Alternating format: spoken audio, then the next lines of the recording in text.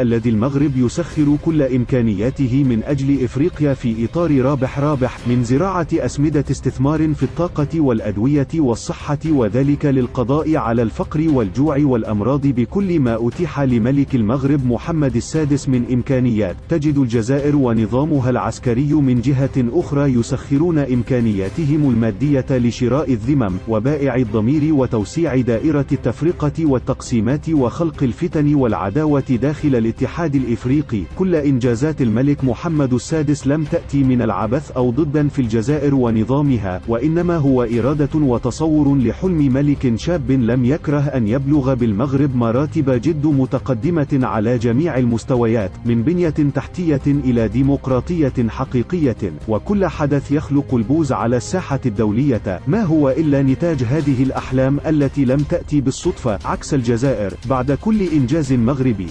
في